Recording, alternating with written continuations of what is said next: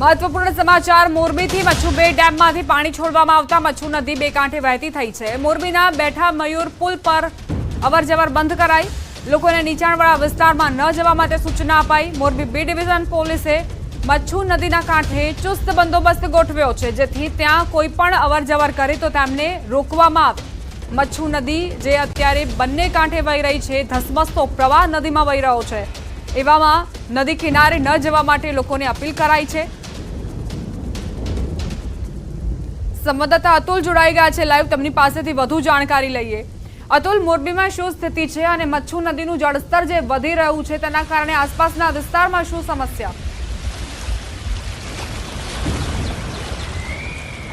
દીપા, ચોક્કસથી મોરબીમાં જે કહી શકાય કે મચ્છુ 1 મચ્છુ 2 બંને ઓવરફ્લો થયા છે, જેમાં મચ્છુ 1માં ઉપરવાસમાં વરસાદ આવે એ પાણી મચ્છુ 1માં આવે છે, બાદમાં મચ્છુ 2માં છોડવામાં આવે છે। ત્યારે 30 દરવાજા ખોલવામાં આવતા જે મચ્છુ ડેમનું જે પાણી છે મચ્છુ નદીમાં છોડવામાં આવ્યું છે। દ્રશ્યો તમે જોઈ રહ્યા છો કે ત્યાંથી ગઈકાલે આપણે રેસ્ક્યુ ઓપરેશન માટેનો લોકોને બતાવ્યું છે, ત્યાં અત્યારે પાણી જ પાણી છે અને જે આખો બેઠો પુલ મચ્છુ નદીનો છે તે પાણીમાં ગરકાવ થઈ ગયો છે અને ક્યાંક ને ક્યાંક મચ્છુ નદી જે છે તે ગાંડી પડી જે માટે વહેવા માંડી છે।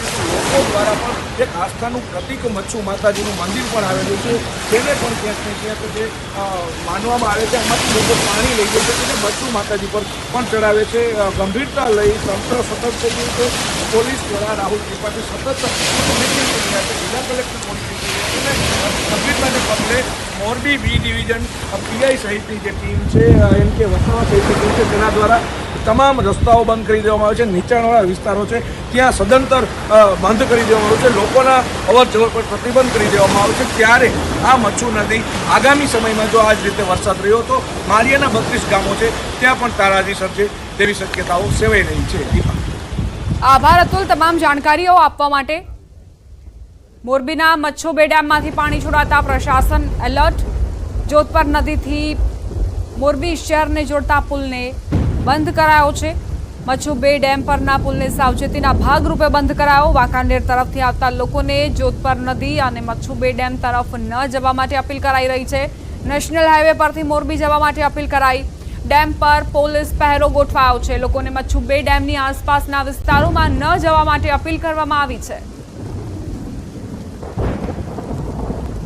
મોરબી જિલ્લામાં છેલ્લા 24 કલાકથી જે સાર્વત્રિક વરસાદ પડ્યો છે, મચ્છુ 1 અને ડેમી નદી બધા જ ડેમો ફૂલ છે। મચ્છુ 1 મહાકાય ડેમ છે તે પણ ઓવરફ્લો છે, તેનું પાણી પણ મચ્છુ 2માં છે અને હાલ અત્યારે 30 દરવાજાથી વધારે દરવાજા ખોલવામાં આવ્યા છે અને કહી શકાય કે 2.5 લાખ ક્યુસેક પાણી છે છોડવામાં આવી રહ્યું છે।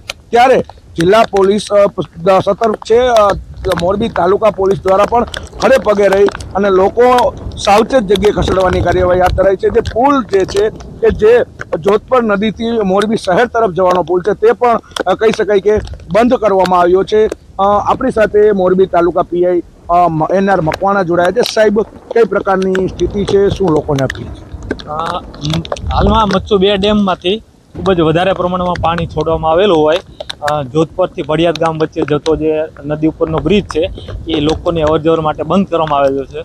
લોકોને ખાસ અપીલ છે કે પોતાના ઘરમાં રહે અને પોતાના જાનમાલને નુકસાન ન થાય એટલે પોતાના ઘરમાં બેસી અને શાંતિથી કોઈ નદીની અંદર જોવા અથવા નીચાણવાળા વિસ્તારમાં પાણી ભરેલા છે ત્યાં અવરજવર ન કરવા લોકોને અમારી અપીલ છે।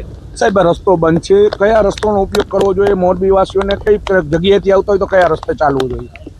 હાલ મોરબી વાસીઓને જે હાઈવે છે મકનસર વાળો, તે હાઈવેથી મોરબીની અંદર જે મયુર બ્રિજ છે એનાથી લોકોને અવરજવર કરવા અમારી અપીલ છે।